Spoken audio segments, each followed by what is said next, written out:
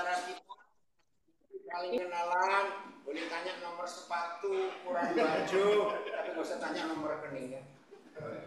Oke, ya saya nggak tahu kelompok ini, tapi ini gabungan saudara. Ya ada suatu komunitas namanya Osaka.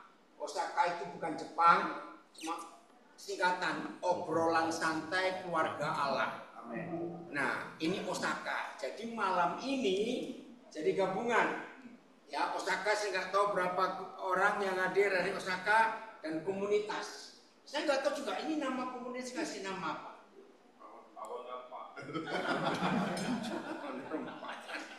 Restoran gini. Ya ini udah. namanya komunitas makan-makan. Dan yang lebih jelek. Baik, kita belajarnya. Puji Tuhan. Terry senang loh kami semua kamu hadir, luar biasa. Iya, tepuk tangan. Tema dari komunitas Osaka malam hari ini, Roh Kudus membuat pembaruan dalam hidup kita. Saudara, kenapa harus Roh Kudus? Kenapa enggak yang lain?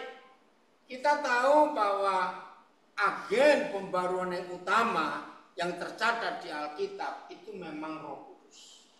Oh ya lupa satu saudara kita baru Gianto. Ini baru mengalami Tuhan, dia dari bukan orang Kristen, dia tahu katakan. Wah, dia bukan Kristen, tapi dia itu rindu mencari Tuhan lewat pengajian ini hebat sekali. Ya, Gianto hebat, dia sudah siap untuk dibaptis, saudara.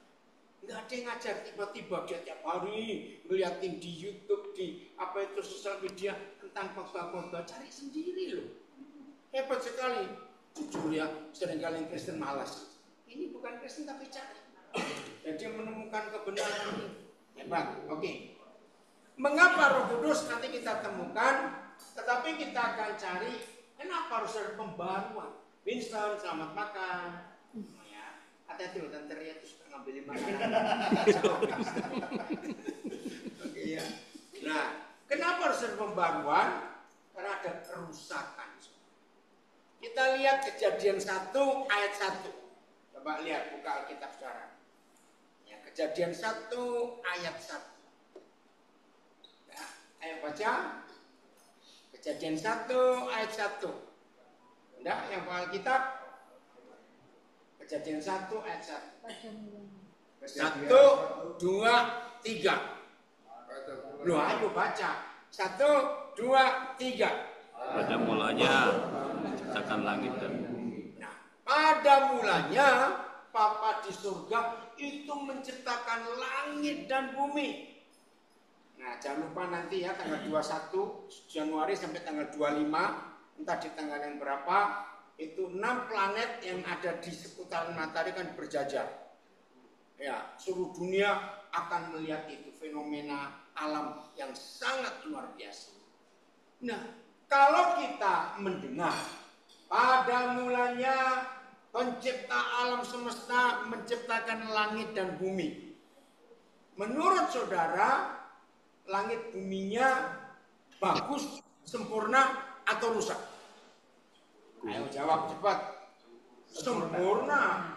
Karena Tuhan itu kalau buat apa-apa nggak ecek-ecek, betul? Sempurna. Nah, ayat 2 terjadi apa? 1, 2, 3. bumi belum berbentuk. Nah, stop dulu. Ini terjemahnya nggak tepat. Yang betul, bumi berubah bentuk. Saudara, ini kan bahasa tulisan.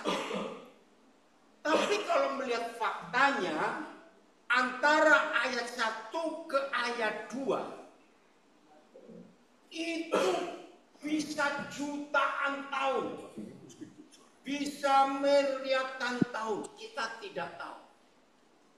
Apalagi kalau kita teliti, baru di ayat 13 kalau tidak salah, matahari diciptakan. Nah bayangkan, kalau belum ada matahari, sudah ada waktu belum? Nah, maka itu antara ayat 1 dan ayat 2 sekarang karena mataharinya belum ada. Jadi itu jutaan tahun.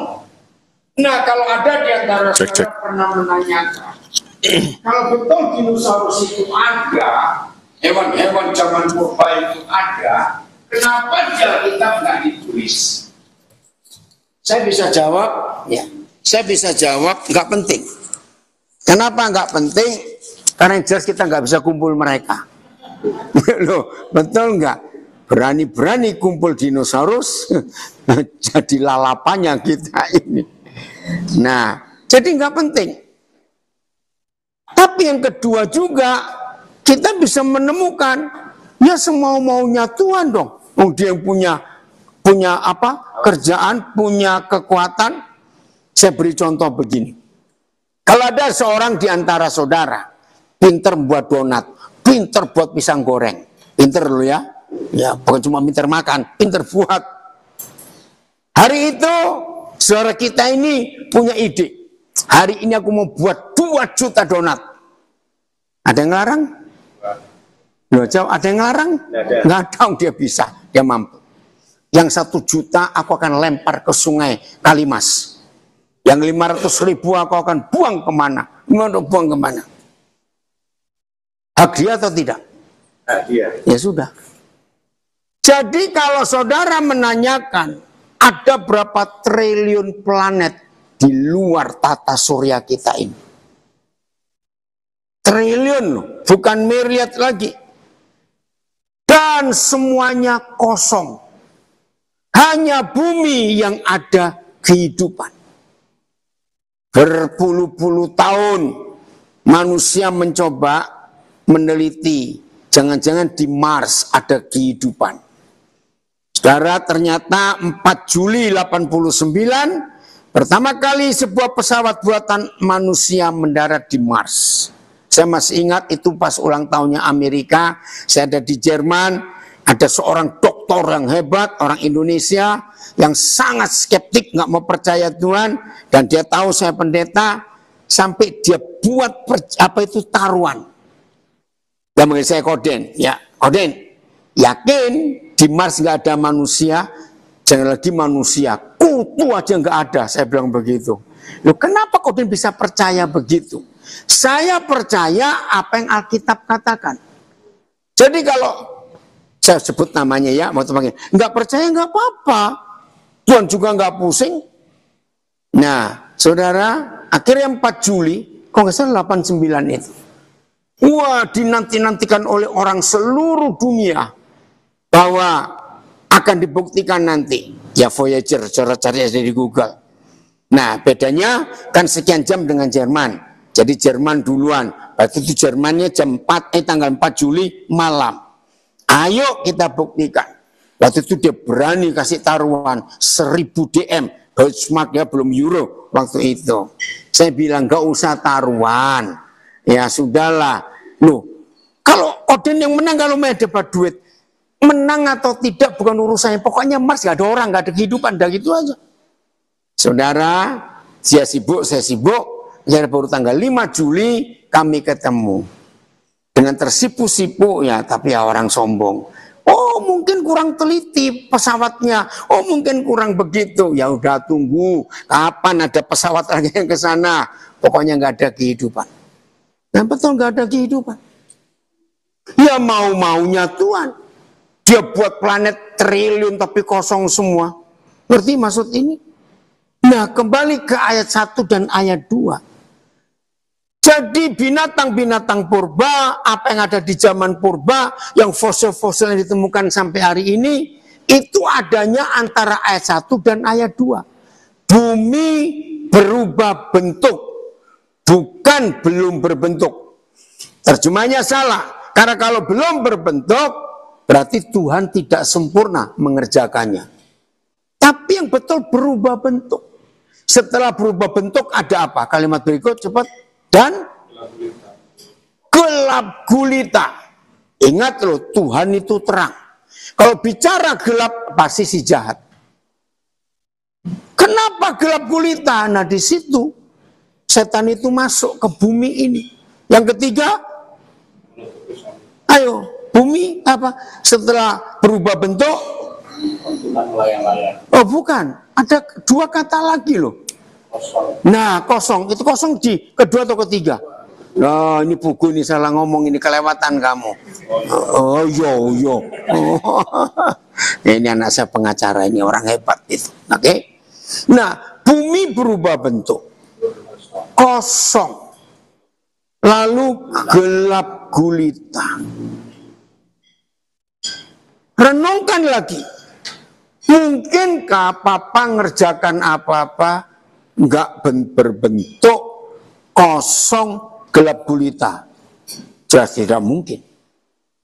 Nah, ada sesuatu yang merusak bumi itu. Nah, dalam keadaan bumi berubah bentuk kosong gelap gulita, ada siapa yang bekerja? Baca Alkitab saudara. Roh Tuhan, Roh Kudus ngapain? Melayang-layang di atas permukaan air. Nah saudara, dari sejak saat itu sampai hari ini, Roh Kudus terus membuat pemulihan. Sampai semua kita mengalami kesempurnaan. Itu hebatnya. Ayo mungkin nanti Ayo perlu jelaskan kenapa milih tema ini ya, supaya semua kita itu tahu. Ini hebat sekali. Ada satu makanan lagi datang yang siapa? Oh di situ. Roh Kudus melayang-layang. Oke, kita tinggalkan dulu Kejadian 1. Kita buka Mazmur 104 ayat 30. Saudara, hari ini maaf, apapun yang sedang terjadi di hidup kita, keluarga kita, bisnis kita, perusahaan kita, atau apa saja, termasuk sakit penyakit yang melanda, izinkan Roh Kudus yang memulihkan dan memperbarui. Pasti bisa sempurna. Udah, Mazmur 104 ayat 30. Baca kalimat pertama. 1, 2, 3. Nah, stop dulu. Apabila engkau mengirimkan rohmu, kita ini tercipta. Coba renungkan, terjemahnya walaupun tercipta. Itu artinya apa kata tercipta itu? Dipulihkan lagi. Diformat ulang. Ya. Dikembalikan ke bentuk yang semula. Jadi jelas Roh Kudus yang memulihkan. Hugo, kalau papa cerita soal kamu nggak apa-apa ya, karena papa nggak kenal banyak orang, termasuk yang di rumah. Coba syuting ke buku dulu. Nah ini salah satu bentuk bagaimana Roh Kudus atau buku kamu sinus kasihan dulu. Bentar ya. Kamu tuh nggak boleh gemuk-gemuk gini, nggak sehat ini. Aduh. Ya buku ya. Oke duduk lagi. Nah itu saja. Suatu hari saudara, ingat tahun berapa itu? Lupa. Dia ada di Bandung. Saya lagi tunggu anak saya jemput saya. Ada orang Bandung di sini, ada mall namanya Istana Plaza di Jalan Pasir Kaliki di ujung Jalan Pajajaran. Saya lagi tunggu dijemput. Oh, dia masih kurus, mungkin sebesar Winston. Winston angkat tangan Winston. Itu loh, ya itu. Itu dia. Saya lagi nunggu, tiba-tiba didekati. Om saya ikut om ya. Om saya ikut ya. Ayo, kira-kira kalau saudara dekati orang nggak kena om ikut, diikut, terima nggak? Ah, jujur lah, saudara kira gimana? Layu. Iya, siapa ini? Tapi karena Roh Kudus mengajar saya, siapapun yang datang ke saya, pokoknya orang. Asal dia orang, mau orang seperempat, mau orang separuh, kan ada orang cacat. Saya ngumpulin orang-orang cacat juga. Saya nggak akan tolak. Seperti tadi siang, ya, saya, istri saya, dengan anak saya kami ke satu rumah di Jalan Diponegoro. Nah, di situ kami tahun 80 saya kenal keluarga itu. Nah, mereka punya sopir, pernah punya sopir. Itu sopir datang ke tempat saya tinggal tahun 85. Bayangkan itu. Tiba-tiba dia manggil saya tuan, sampai hari ini manggil saya tuan. Ya, so sukses. Tuan, butuh supir enggak? Lah dalam hati tertawa, mobil aja enggak punya ditawari sopir. Ya udah, saya enggak mau nolak. Kamu tinggal saja. Dalam hati saya mau terima dia dulu supaya dia diselamatkan. Ternyata dia ini rajin luar biasa, namanya Seger. Ya, orang dari daerah Kertosono sana. Terus, ya ini ternyata keluarga yang jalan di Ponorogo itu, kami tinggal Jalan Musi nomor 38, itu butuh sopir. Nah, lihat tuh cara Tuhan. Ya udah, jadi kerja dengan keluarga itu tapi nginapnya di rumah kami. Sekarang dia sukses ada di Semarang. Nah, tadi keluarga itu cerita. Itu prinsip saya, pokoknya orang Tuhan kirim, saya akan terima. Nah, termasuk anak ini. Loh, kamu ini siapa? Terus tinggal di mana? Kenapa mau ikut? Saya dari Panti Asuhan situ Om. Nah, kalau ada orang Bandung tahu Panti Asuhan Pajajaran Bala Keselamatan. Terus saya telepon anak saya, jangan jemput Papa di IP sana Plaza, di Bala Keselamatan. Loh kenapa Pak? Sudah nanti aja kamu datang baru cerita. Kami jalan berdua, jalan kaki dekat. Begitu nyampe, pimpinannya dipanggil kapten. Kamu keluar dulu. Nah gitu. Bapak ketemu dia di mana? Di Istana Plaza. Saya nggak tahu siapa dia. Nah ternyata panti asuhan itu hanya nerima sampai lulus SMP. Kalau lulus SMP harus cari orang lain. Nah ternyata waktu Pugu ini sudah mau lulus, nggak ada yang mau terima dia. Jadi panti asuhannya bingung mau dikasih siapa, terus dia juga nggak tahu mau kemana. Saudara, lalu kapten itu cerita, ternyata anak ini waktu masih bayi, nggak tahu umur berapa hari, bukan bulan. Saudara tahu panti asuhan Matahari Terbit di Jalan Cendana, ujungnya Cempaka, dia ditinggal dalam kardus, tanpa nama, tanpa apa-apa.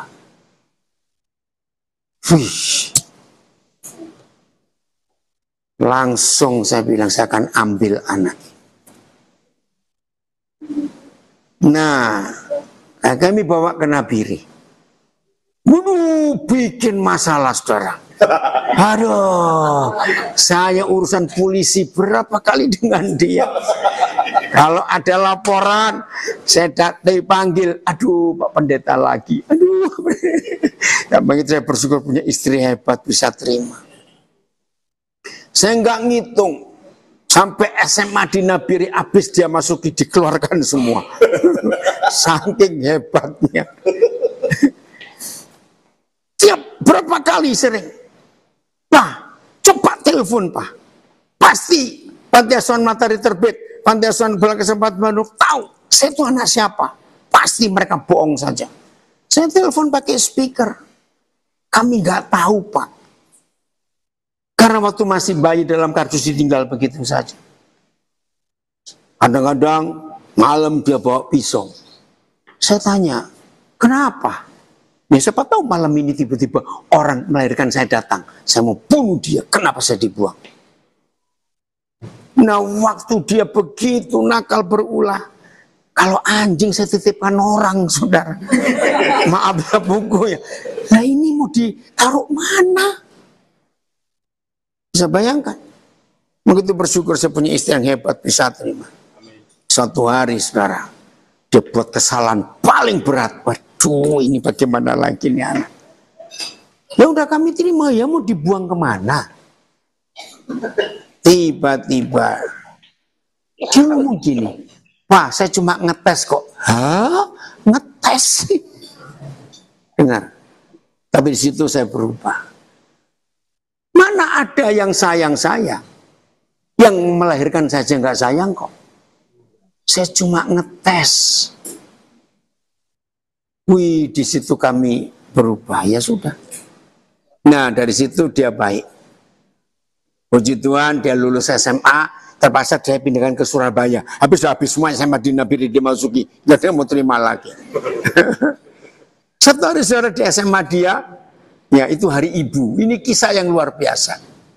Nah, ada perlombaan baca puisi. Nah, suruh buat tentang ibu. Nah, Pak buatkan saya dong puisi tentang ibu. Yang disuruh kamu kok. Itu gugus berapa ya, berapa SMA waktu itu. No? Terus saya bilang, enggak bisa kamu buat. Loh, Bagaimana saya buat papa tahu saya nggak punya mama? Saya harus ngomong apa? Tiba-tiba saya nyeletuk dari mulut saya. Puisimu bukan tentang ibu. Saya ajari dia. Ngomong di depan teman-temanmu. Saya korban seks bebas. Papa ini buat saya malu. Bukan malu. Supaya teman-temanmu tahu ini loh. Akibat free sex. Dia nurut saudara. Nggak tahu bagaimana cara dia baca, saya juga tidak tahu. Berapa hari kemudian, wartawan Surabaya Pos, wartawan Jawa Pos, koran apalagi koran lokal Surabaya, telepon saya semua. Saya jadi terkenal juga gara-gara dia. Karena puisi dia itu dapat penghargaan. Bayangkan. Jalannya waktu, saudara. Eli mana Eli itu dia? Itu yang paling kena getahnya buku itu. Aduh, dia juga berapa kali urusan dengan orang gara-gara anak ini. Oh, udahlah. Rasanya bagaimana? Suatu hari saudara, dia datang ke saya. Pak, saya mau menikah. Hush! Saya ini ngomong terus terang apa adanya. Kalau papa punya anak perempuan dan tahu siapa kamu, enggak kan papa kasih anak perempuan itu. Loh, betul nggak, wajar nggak? Coba papa ingin kenal dulu siapa calon mertuamu. Saya datang, saudara. Saya lebih kaget lagi. Anak tunggal, anak perempuan itu. Loh, ayo jujur-jujuran. Di depan calon mertuanya, saya ngomong apa adanya siapa anak ini. Supaya nanti jangan sampai salah, betul tidak? Jawaban mereka, kalau anak-anak saling cinta, kami mau apa? Ya ampun. Akhirnya saya melamar. Mereka menikah. Sampai hari ini dia disayang mertuanya luar biasa. Itu loh. Kalau Roh Kudus memulihkan. Dan gak cuma satu ini. Ada banyak. Ada berapa yang tahu di sini? 3 hari yang lalu saya dapat video pendek. Anak ini umur 9 tahun. Waktu dia lahir. Nah, video pendek itu anak ini main drama apa ya? Drama tahun baru. Ya, di sebuah acara sekolah. Nah, orang tua angkatnya beri video pada saya ikut nangis. Waktu saya dapat anak ini bayi, belum 3 bulan. Saya terima dari seseorang, saya gendong. Terus saya berdoa, Papa, siapa yang mau ngambil anak ini? Nah, ada satu keluarga yang sudah menikah 8 tahun gak punya anak. Terus saya coba telepon, ini loh ada anak, mau nggak kamu terima? Saudara, ada sekian banyak bayi-bayi yang terbuang itu yang kami ambil. Dan salah satu yang hasil perkosaan, sekarang jadi doktor dia S3. Luar biasa. Waktu dia lulus SMA, dia nggak bisa kuliah. Oke, di mana ibumu? Di sana Om, ayo ke rumahnya. Bukan di Jawa ya, di luar pulau daerah Sulawesi. Begitu saya masuk ke rumahnya, ya ampun. Itu di pinggiran kota besar, rumahnya itu dari tanah, bukan semen. Dindingnya itu bukan dari papan, potongan bambu. Terus saya tanya, Ibu, anak ini urusan saya mulai hari ini. Kuliah saya akan biayai. Aduh, terima kasih Pak. Terus papanya di mana? Dia menangis. Maaf, itu kesalahan saya. Saya diperkosa. Dan saya tidak tahu siapa bapaknya anak ini. Aduh. Ya udah saya ambil. Satu hal yang menyedihkan ketika dia mau lulus, ibunya meninggal. Tapi puji Tuhan, kami jadi papa mama buat dia. Itu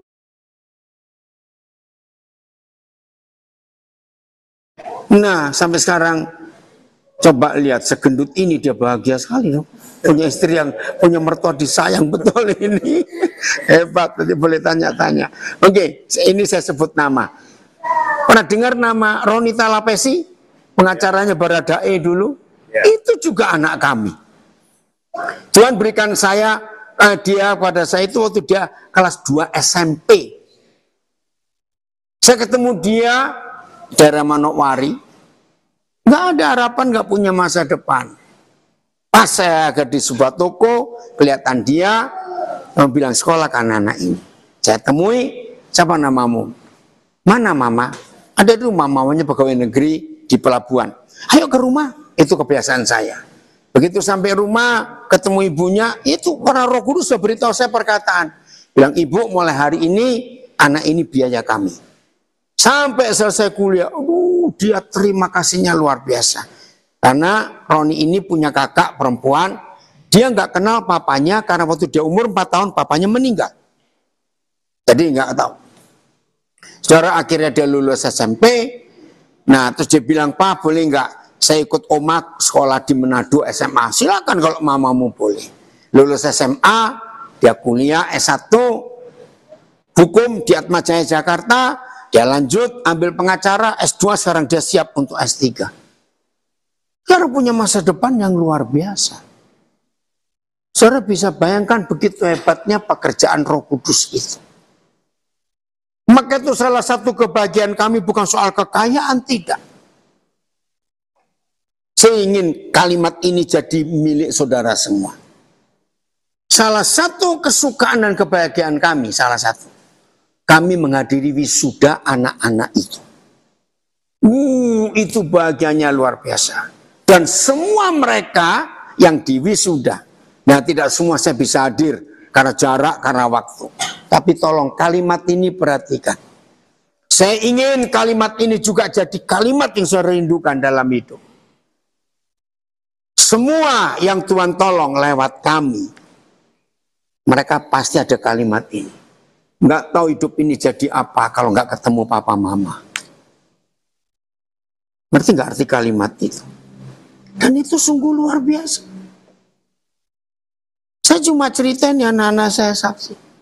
Saya pertama kali muliakan orang itu tahun 81. Anak pendeta dari Nganjuk. Itu lulus sarjana pertama. Nah sampai sarjana S1 yang terakhir saya luluskan. Sudah 500 sekian belas orang loh saudara. Hebat bukan Tuhan itu? Saya meluluskan 63 S2 master. Dan bukan teologi. Doktor. Nah sekarang masih muliakan doktor lagi. Masih kuliah lagi S1 semuanya. Jadi betul-betul tema yang kalian pilih. Ayo ini tema yang luar biasa. Roh Kudus itu membuat pembaruan dalam hidup. Dan memang begitu pekerjaannya. Nah jadi kembali ke Mazmur 104 ayat 30. Kalau Tuhan mengirim rohnya, kita tercipta. Terus kalimat berikut, masih ayat 30 belum selesai. Nah, tadi kan Kejadian 1 ayat 2 bumi kan rusak. Tapi begitu Roh Kudus bekerja, muka bumi diperbarui, dipulihkan. Ini betul-betul luar biasa pekerjaan Roh Kudus itu. Baca 2 Korintus 5 ayat 17. 2 Korintus 5 ayat 17. Nah pembaruan yang Tuhan kerjakan atas hidup kita. Dengar? Pembaruan yang Tuhan kerjakan atas hidup kita. Tidak boleh stop hanya sampai kita. Tapi harus ada akibat atau dampak ke orang-orang rusak yang kita temui. Kok gak ada yang ngamen sih? Betul? Karena kalau cuma sampai kita saja, Tuhan rugi. Harus berlanjut dari kita ke siapa. Dan yang menyenangkan saudara, walaupun tidak semua, tapi ada sekian banyak anak-anak yang Tuhan percayakan kepada kami, dan mereka jadi orang hebat. Mereka bisa nyekolahkan orang lain lagi. Itu akibatnya yang luar biasa. Udah? Baca 2 Korintus 5:17, 1, 2, 3. Jadi siapa yang akan dalam Kristus?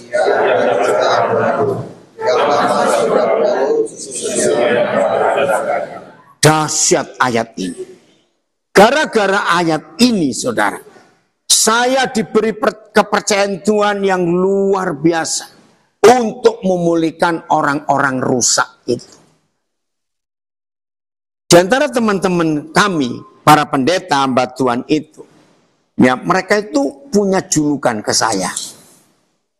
Orang manggil saya Koden nih. Wah, kalau Koden itu unik pelayanannya, bukan antik, beda loh ya. Ya, kalau orang punya hobi mengumpulkan barang-barang kuno, barang-barang antik, gitu ya, koleksi, gitu. Ya, uang kuno, perangko, semuanya. Mereka juluki saya, oh kalau Koden itu koleksinya orang rusak. Dan memang betul. Saya kalau mendengar berita ada orang rusak, sudahlah serusak apa orang itu, saya justru makin cari. Untuk membuktikan hebatnya Roh Kudus yang memperbarui muka bumi. Untuk membuktikan 2 Korintus 5 ayat 17 bahwa serusak apa sebuah kehidupan di dalam Kristus adalah ciptaan baru. Amen. Dan itu betul-betul luar biasa. Ada yang komen apa enggak? Oh, ya. Sungguh saudara. Dan sesuatu membuktikan makin rusak seseorang. Saya akan kejar, saya akan cari.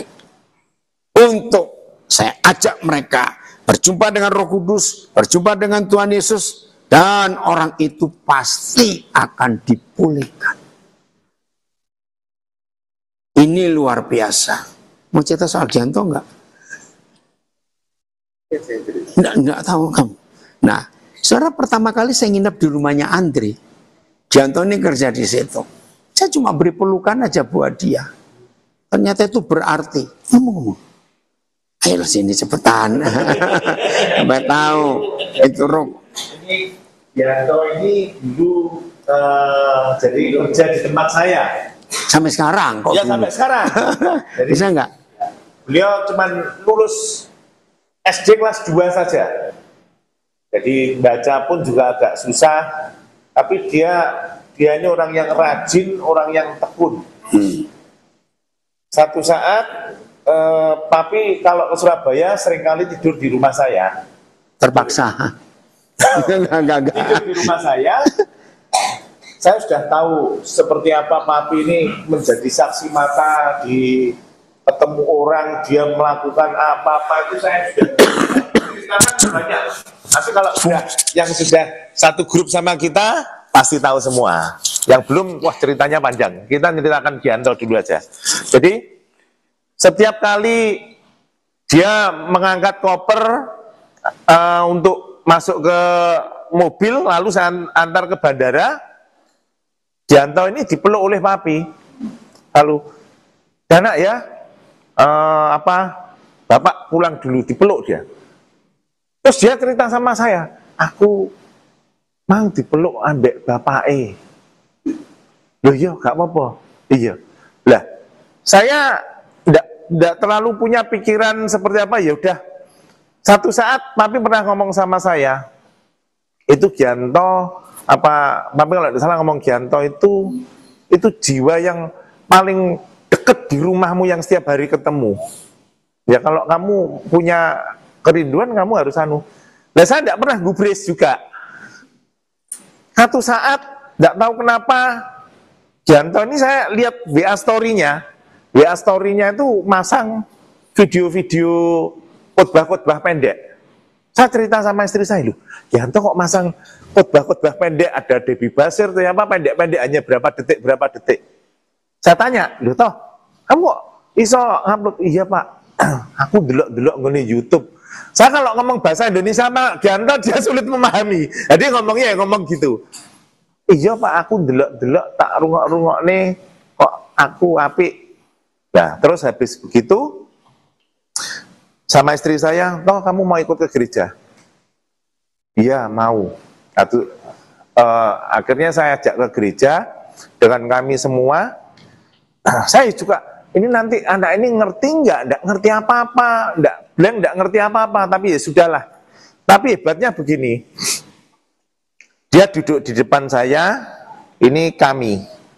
Kebetulan yang di sini hanya cukup 5 orang, jadi saya keluarga 5 orang, jadi akhirnya Gianto duduk di depan ini. Saya hanya berpikir, semoga dia ngerti apalah.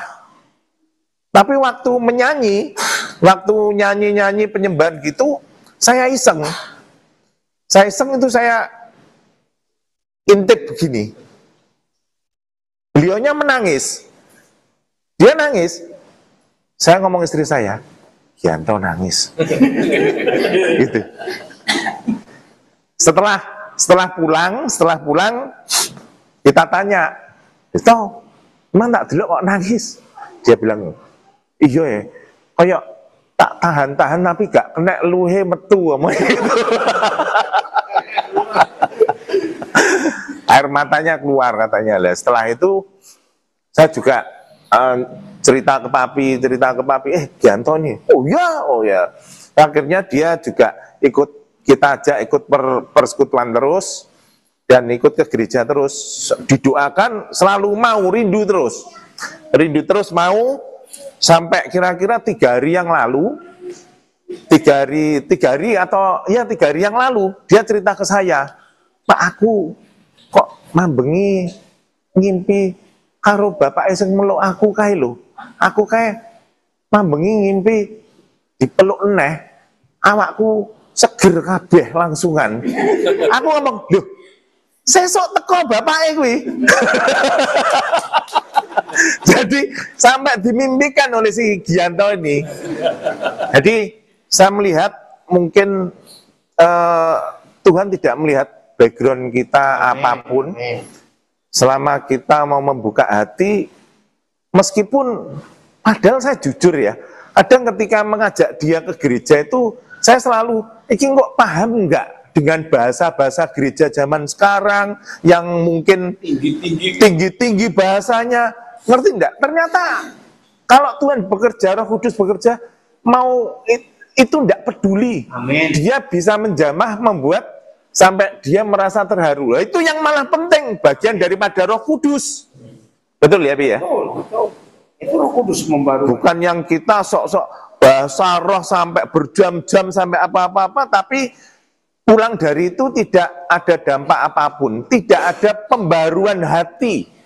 Tapi dari seorang Gianto yang tidak tahu apa-apa, buta selama ini, tidak pernah mengenal, tapi begitu Roh Kudus menyentuh, Amin. hatinya berubah. Nah, itulah pekerjaan Roh Kudus. Amin. Amin. Lalu kami dulu tunggu. Wan, kamu majuan, Irwan. Nah, ini dari Kediri sekarang. Gereja tidak mengerjakan pekerjaan yang Irwan dipercaya oleh Tuhan. Bagaimana ngurusin orang-orang susah. Irwan, kamu cerita. Ya, apa yang terakhir? Ya. Alam. Agak sini, Wan. Ini supaya masuknya. Salam, Halo. Ibu ya. Saya Pendeta Irwan dari Kediri. Saya dengan Pak Andri ini teman sekelas SMP. Ya, jadi dulu Pak Andri duduk bangkunya di depan, saya di belakangnya. Sampai selama sekali apa? Nakal nggak dulu di sekolah? Sangat. Ya, saya juga terkejut melihat Pak Andri bertobat sungguh-sungguh. Pak Andri juga terkejut melihat saya kok tiba-tiba jadi pendeta ya begitu. Jadi lama tidak ketemu dipertemukan, puji Tuhan. Nah, kami di Kediri dipercayakan Tuhan untuk menggembalakan gereja Isa Al-Masih cabang, ya, cabang di sebuah desa begitu. Tapi Roh Kudus itu luar biasa mengerjakan seperti yang Roh Kudus membuat pembaruan. seperti yang dikerjakan Roh Kudus di pelayanan Papi Daniel. Jadi ketika kami mengadakan acara penjangkauan, penjalaan jiwa secara massal begitu, waktu saya berdoa itu saya diberi iluminasi dari Roh Kudus ya, diberi oleh seperti tuntunan begitu, buat acara sebuah kesembuhan dan kelepasan untuk, tapi yang diundang orang-orang yang belum kenal Tuhan, nah begitu. Nah, lalu ternyata ketika kami mencoba untuk mengadakan, ternyata benar yang dikirim Tuhan itu banyak orang-orang yang tidak kenal Tuhan sama sekali, dan mereka punya masalah berat-berat. Nah, ketika mengadakan sekali, 2 kali, ternyata besok itu jam 5 sore sudah yang ke-20 kami adakan, ke-20. Orang-orangnya siapa supaya tahu Ya, profesinya apa? orang-orangnya Tuhan kirimkan pemulung, ya, terus ada mantan, ada pelacur, ya dikirimkan Tuhan, terus pengamen, tukang becak, orang-orang yang dengan masalah-masalah yang sangat-sangat ruwet, sangat berat. Ya, bahkan kemarin kami harus menghadapi satu keluarga, seorang anak SMP yang dianiaya, anaknya perempuan masih kelas 1 SMP, ikut bibinya, dia sering dipukuli sama bibinya sama kakak-kakaknya. Dipaksa berangkat sekolah tapi tidak dikasih sarapan, tidak pernah dikasih odol, pokoknya anak ini sering disiksa. Lalu ketika datang ke acara yang kami adakan, dia mendapat lawatan Roh Kudus dan makanya sejadi-jadinya setelah pulang dia mengambil keputusan saya mau ikut Yesus. Karena dia melihat orang-orang Kristen ini kok beda, cuman begitu aja. Kenapa kok orang-orang Kristen kok beda memperlakukan saya? Dan saya diberkati sekali dengan salah satu tim kami, padahal kerjanya cuman mengumpulkan besi bekas. Suami istri ini mau menampung anak SMP ini tadi. Ditampung, lalu anak ini malah mengajak temannya, terus akhirnya ibunya juga ikut percaya. Dan ternyata setelah ditolong oleh Tuhan melalui tim kami ini, anak ini kami pindahkan sekolah supaya selamat begitu. Bagaimana supaya tidak ikut bibiknya lagi. Ternyata nurut ibunya juga kan tidak punya pekerjaan. Pak, saya bingung kalau saya keluar dari rumah itu saya tidak punya pekerjaan bagaimana. Waktu itu kami juga tidak bisa nolong, bingung, wah ini kasih kerjaan apa. Karena memang ekonominya sangat sering kelaparan ya, Bapak Ibu. Kami hanya berdoa, tiba-tiba besok itu ibunya sudah ngabari saya. Puji Tuhan Pak Irwan, saya jualan lele. Padahal kami juga tidak ngasih modal, kami cuma berdoa, Tuhan tolong beri jawaban supaya minimal sementara bisa hidup dulu. Ketika mengambil langkah dengan iman, sekarang sudah jualan lele dan anak yang SMP ini tadi wajahnya sudah sukacita. Amin. Karena sudah 5 kali hampir bunuh diri, putus asa ya. Ini baru satu kasus tapi banyak sekali. Puji Tuhan tanggal 2 Februari ini 13 jiwa murni dari seberang seperti Mas Gianto dibaptis ya. Mereka mau menyerahkan diri dibaptis. Dan mungkin bisa bantu doa kami di Kediri karena memang Roh Kudus sedang bergerak luar biasa. Bahkan kami mengalami mukjizat begini, ada seorang itu telepon saya itu ngomong begini. Padahal saya juga tidak pernah nyari, tidak pernah apa begitu, ngalami seperti apa yang Papi Daniel alami. Tiba-tiba orang ini nelfon begini, Pak Irwan, tolong saya kasih berkat sekian 1 bulan, tapi tolong habiskan untuk mengajak orang-orang pemulung, ya tukang becak, ajak makan di restoran yang mereka belum pernah rasakan. Bagaimana supaya mereka merasakan dilayani, mereka merasa diorangkan, dianggap dimanusiakan begitu. Saya sampai heran, loh Pak ini, pikir saya, ini kok banyak sekali gitu maksud saya. Maksud saya banyak sekali itu kalau saya hitung, ini kalau ngajak orang 20 bisa sampai 6-7 kali makan begitu. Bapak Ibu, kami sampai kewalan. Dan ternyata melalui ngajak makan mereka itu, ini luar biasanya Bapak Ibu Saudara. Tuhan kirimkan lagi orang-orang yang hatinya disentuh oleh Roh Kudus. Ya Roh Kudus bekerja luar biasa. Mereka ternyata hanya diajak makan begitu, kita cerita tentang Tuhan. Dampaknya juga luar biasa loh Bapak Ibu Saudara. Ya mungkin hatinya dipulihkan, mereka merasa misalnya dikasihi ya. Ternyata ada kasih yang mereka cari selama ini masih ada, yaitu kasih Tuhan Yesus. Ya kasih Bapak di surga. Amin Bapak Ibu. Amin. Yaitu Tuhan kasih.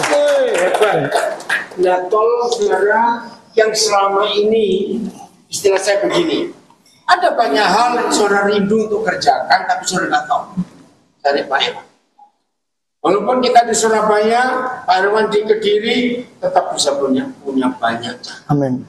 Ya, Joy tangan kamu, ini orang dari Biak, rumahnya sederhana, tapi dia juga nampung orang-orang. Anak-anak sekolah, anak kuliah yang gak ada tempat di Malang. Jadi Roh Kudus itu bisa bekerja dengan cara yang luar biasa.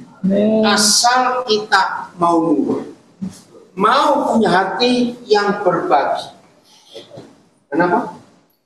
Oh ya lupa. Main di atas. Ini aneh-aneh ke nggak usah masuk protes. Nah saudara, kita buka 2 Korintus 8 mulai ayat 1. 2 Korintus 8 mulai ayat 1.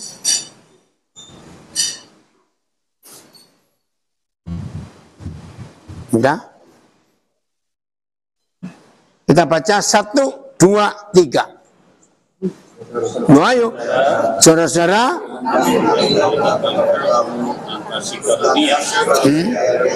dianugerahkan kepada jemaat-jemaat di Makedonia. Apa yang Paulus saksikan? Ayat 2. Berat? Stop. Mereka dicobai dengan berbagai-bagai pencobaan dan yang berat apa? Dan berbagai penderitaan. Saudara mendengar dua kondisi ini, dicobai dengan berat dalam berbagai penderitaan. Saudara bayangkan kira-kira gereja ini, jemaat ini seperti apa? Susah. Apalagi dicobai dengan berat. Mendengar kata dicobai aja sudah berat lagi. Terus dalam kondisi apa? Dicobai dengan berat dan berbagai penderitaan. Apa yang muncul di hidup mereka? Yang baca, apa yang muncul di hidup mereka? Sukacita mereka meluap. Aneh enggak? Seharusnya bisa enggak sukacita mereka meluap? Tidak. Kondisi ketiga, meskipun mereka sangat miskin, namun saudara, Paulus memberi kesaksian tentang saudara kita, gereja-gereja di Makedonia sehebat itu. Saya masih ingat satu kali saya kumpul dengan anak-anak saya, lalu saya tanya, karena saya mau cari tahu, apa bedanya miskin dan sangat miskin? Mereka bagaimana kondisinya? Sangat miskin. Ayo, siapa bisa jawab? Nanti dapat rawon lagi. Apa bedanya miskin dan sangat miskin? Wah, kami ramai diskusi. Ayo, 2 orang di antara saudara. Miskin dan sangat miskin. Ayo cepetan. Ya udah, anak saya jawab. Pak, kalau miskin itu nggak punya apa-apa. Kalau sangat miskin, apa-apa nggak punya. Betul juga ini jawaban. Tapi mereka bagaimana? Bukan, yang miskin, sangat miskin. Kaya dalam kemurahan. Itu kan gak masuk akal. Ayat 3. 1, 2, 3. Nah, Paulus bersaksi bahwa mereka telah memberikan menurut kemampuan mereka, bahkan kemampuan mereka. Ini yang luar biasa. TSI-nya apa? Bacakan ayat yang ketiga. Atau mulai ayat 2 lah. Ayat 2 dan 3. Ada? 2 dan 3 ya. Ada. Sini. Ya baca di. Mereka sedang diuji dengan banyak penderitaan. Ya. Tetapi karena kebaikan hati Tuhan itu, sukacita mereka melimpah sehingga mereka memberi bantuan dana dengan begitu murah hati. Mereka sangat miskin tetapi kaya dalam hal memberi. Ayat 3? 3. Belum. Saya bersaksi bahwa mereka memberi melebihi kemampuan mereka dan semuanya memberikan secara sukarela. Amin. Amin. Pertanyaan saya, kalau mereka kondisi seperti itu bisa, dan kita tidak mengalami seperti mereka, kita lebih bisa enggak? Lebih bisa. Lebih bisa. Asal kita mau. Nah, inilah pekerjaan Roh Kudus yang luar biasa, membuat pembaruan dalam hidup. Sungguh saudara, kalau kita izinkan Roh Kudus bekerja, dia membuat pembaruan yang susah diterima dengan akal. Kesimpulannya, kalau Roh Kudus ingin memakai kita, dengar baik-baik kalimat ini, kalau Roh Kudus ingin memakai kita, dia tidak perlu tahu kita mampu atau tidak. Ya betul? Betul. Yang dia percaya, kalau kita mau, dia kerjakan. Artinya, dia cuma butuh kemauan kita. Dia tidak membutuhkan kemampuan kita. Dan itu yang saya alami sekian puluh tahun ini. Kalau secara mampu, nggak mampu. Tapi Tapi Tuhan lihat mau atau tidak? Kok diam semua? Mau atau tidak? Tahu. Harus mau. Apalagi yang mampu-mampu, wah harus mau. Dahsyat. Saudara, kagum pada pekerjaan Roh Kudus itu. Kalau kita mau memberi kesempatan dan memakai hidup kita dengan cara dia sendiri. Jujur jawab. Kalau Tuhan hanya cari kemauan kita, bukan kemampuan kita. Terus ada yang rewel lagi. Yes. Kalau Tuhan orang Surabaya bilang, sembuh meneh. Berarti katanya, nggak tahu lagi mau apa kamu.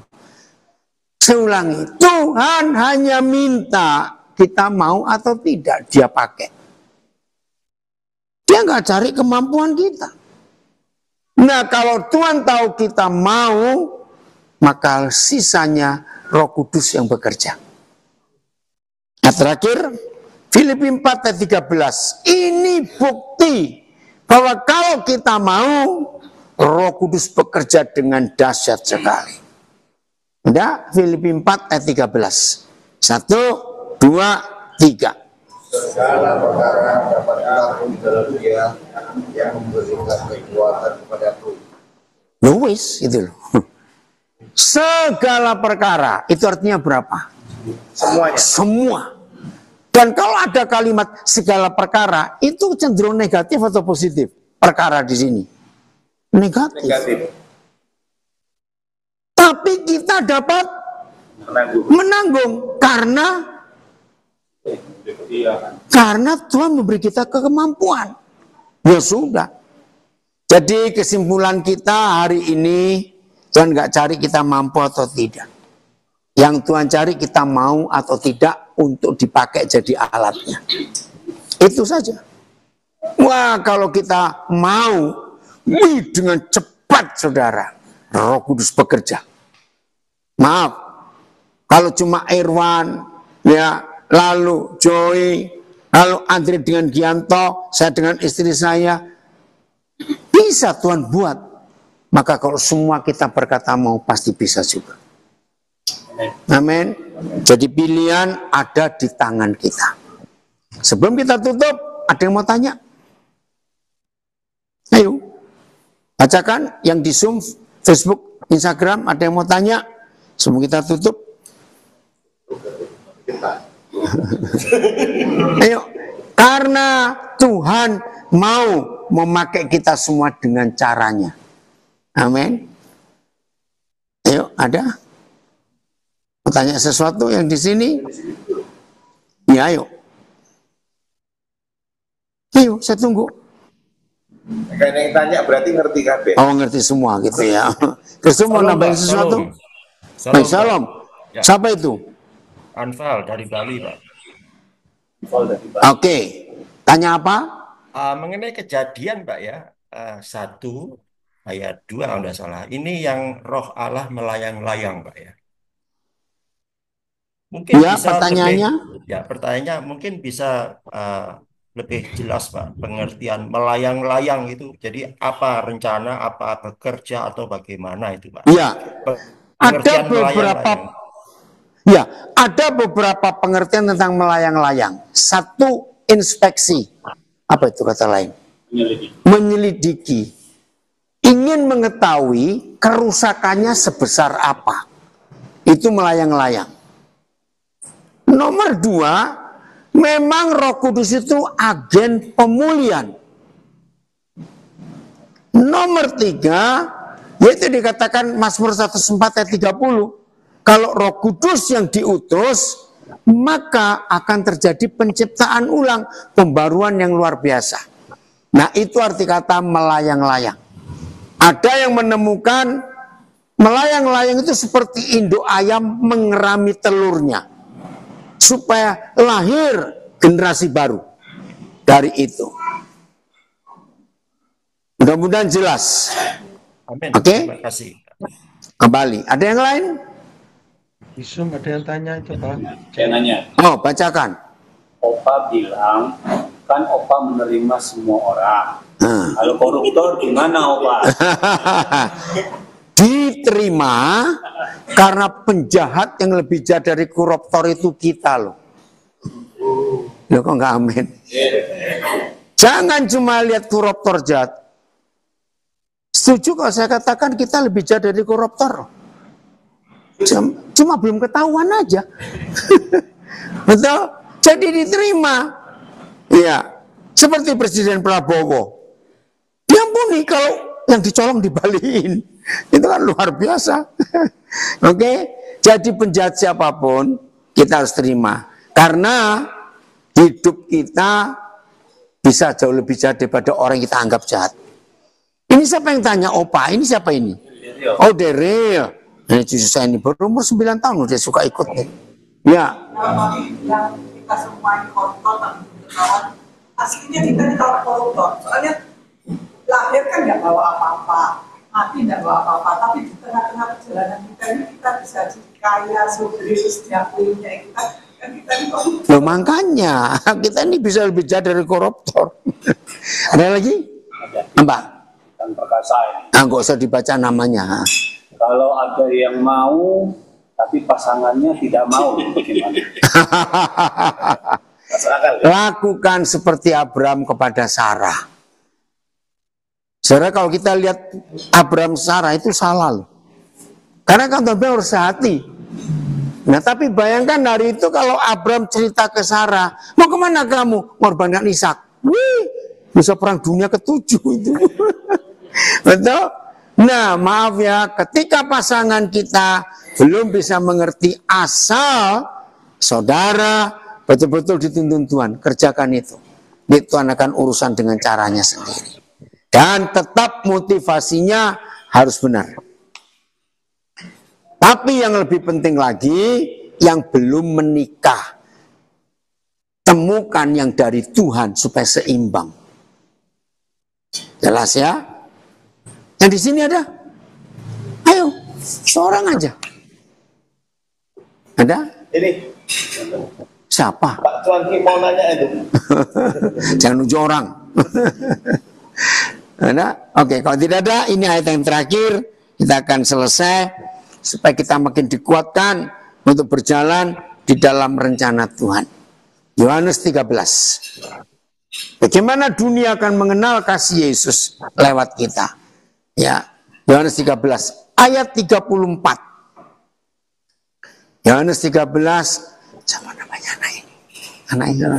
Dafar, kamu hebat tuh mau baca ya. Wih. Ayo baca 1 Yohanes 13 ayat 34. 1, 2, 3. Aku memberikan perintah kepadamu, yaitu supaya kamu saling mengasihi, sama seperti aku telah mengasihi kamu. Ya. Yang juga kamu harus saling mengasihi. Roh Kudus membuat pembaruan itu di dalam kasih. Apa saja yang kita mau buat untuk Tuhan harus dimulai dengan kasih. Kenapa? Kalau kita memulai apa-apa untuk Tuhan tidak dimulai dengan kasih, pasti itu salah. Salahnya di mana? Saya tanya jujur. Yang namanya manusia ngerjakan besar maupun kecil. Wajar nggak kita mikir untung rugi? Ya. Wajar. Itulah manusia. Tapi kalau kita mengerjakan apa-apa di dalam kasih, untung rugi nggak ada. Oh, enggak, amin. Amin. Karena konsepnya, kalau kita tahu kita yang rugi, asal Tuhan yang untung, kerjakan saja. Betul? Karena kalau kita mencari untung, percayalah Tuhan yang rugi. Cuma ada satu di antara dua loh. Saudara, maka itu Tuhan Yesus memberikan perintah baru kepada kita. Perintah yang lama, kasihlah sesamamu seperti kamu mengasihi dirimu sendiri. Tapi perintah yang baru Yesus kerjakan, kasihlah sesamamu seperti aku telah mengasihi kamu. Saya tanya, Tuhan mengasihi kita pakai syarat nggak?